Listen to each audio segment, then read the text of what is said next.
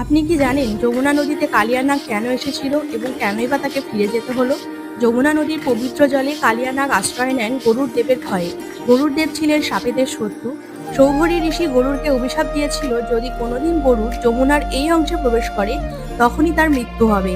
তাই কালিয়া নাগ তার পরিবার নিয়ে যমুনায় থাকতেন।